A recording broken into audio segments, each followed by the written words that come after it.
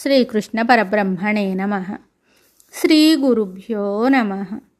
శ్రీమద్భాగవత సంగ్రహము, పంచమ స్కందము, సంసారారణ్యము, భవాటవి. భరతుడు రహుగణుడితోటి ఇంకా ఇలా చెప్తున్నాడు. ఓ సింధురాజా, ఈ సంసారము భయంకరమైన ఒక చీకటి కీకారణ్యము వంటిది సుమా. ఇది దట్టమైన మానులతోనూ ముళ్ళ పొదలతోనూ చుట్టివేసే తీగలు లతలతోనూ కత్తుల వంటి వాడి రాళ్లతోనూ నిండి ఉండటం వలన ముందుకు సాగడమే కష్టమైపోతుంది. క్రూర మృగాలు, విషసర్పాలు, కీటకాలు తిరుగుతూ ఉంటాయి. దోపిడీ దొంగలు, బంధించి వేసే ఆటవికులు, సేవలు చేయించుకునే కామినీకాంతలు, భూతప్రేత పిశాచాలు, యక్ష రాక్షస గణాలు, వంచకులు మొదలైన వారికి ఇది స్థావరము.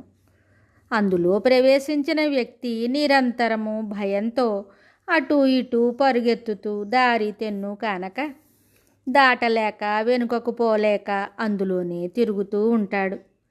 తనలాంటి దారి తప్పిన వారితో చెలిమి చేస్తాడు. వారిలో కొందరు తనను వీడి వెళ్ళిపోతే శోకిస్తాడు. రాజా, ఈ సంసారాటవిలో జీవుడు తెలుసో తెలియకో ప్రవేశించినప్పటి నుండి ఏదో ఒక రకమైన బాధను అనుభవించుతూ ఉంటాడు. 6 ఇంద్రియాలు, శ్రోత్రము, చక్షువు, స్పర్శ, రసము, ఘ్రాణము, మనస్సు 6 శత్రువుల వలె కామము, క్రోధము, లోభము, మోహము, మదము, మాత్సర్యము, దోపిడీ దొంగల వలె శాంతి అనే ధనాన్ని దోచుకుని హింసిస్తారు. బంధువులు తోడేళ్లలాగా బుద్ధిని తినేస్తారు.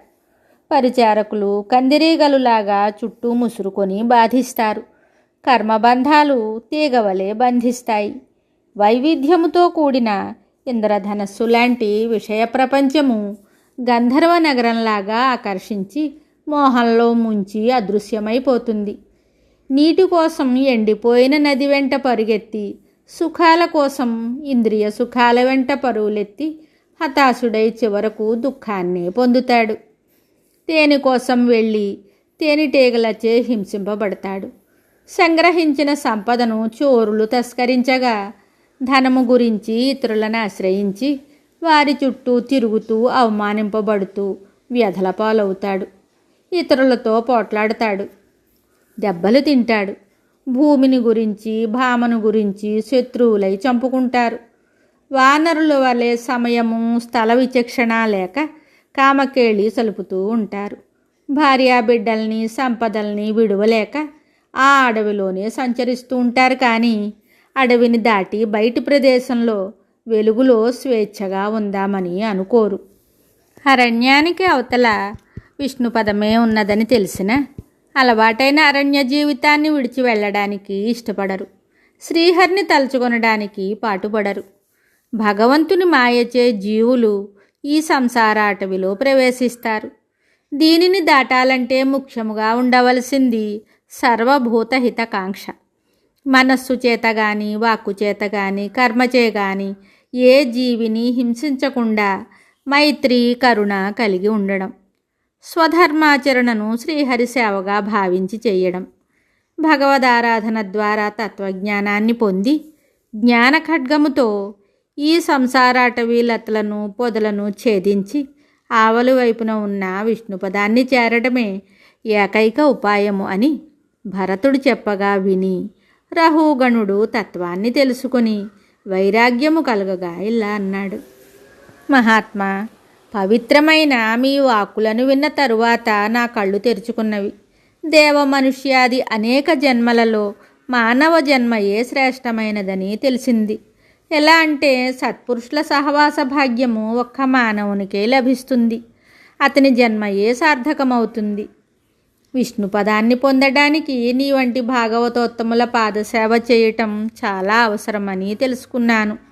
నా సౌభాగ్యముచే నేడు నాకు నీ దర్శనము లభించినది. ఈ స్వల్ప వ్యవధిలోనే నా అజ్ఞానము నశించినది.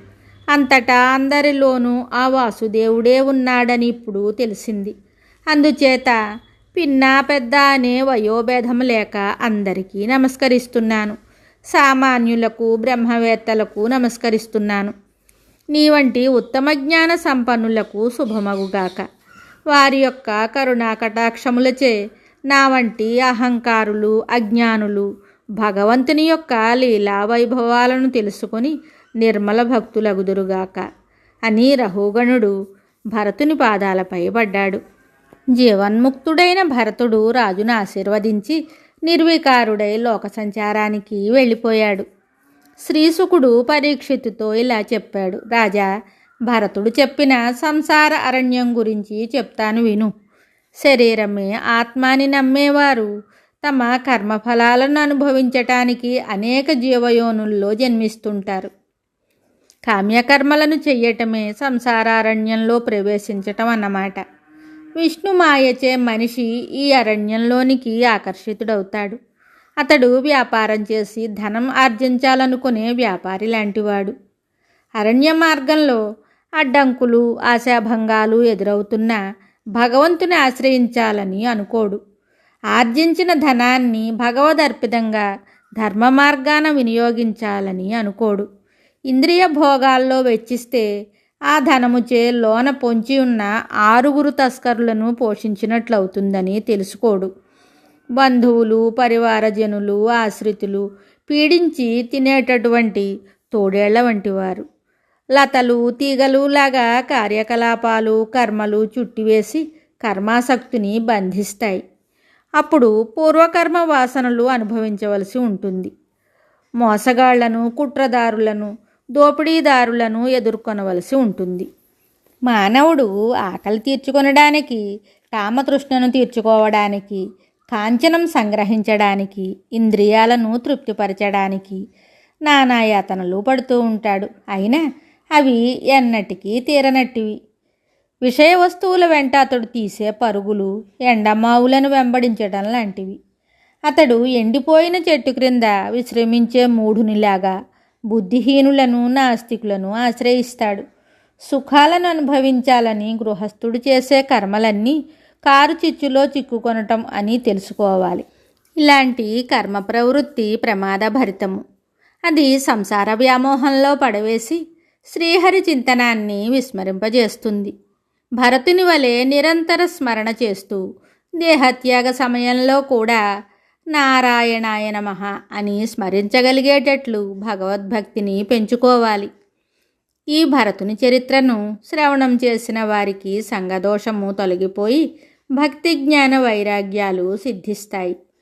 మిగతా కథ తరువాయి భాగంలో తెలుసుకుందాము. శుభం.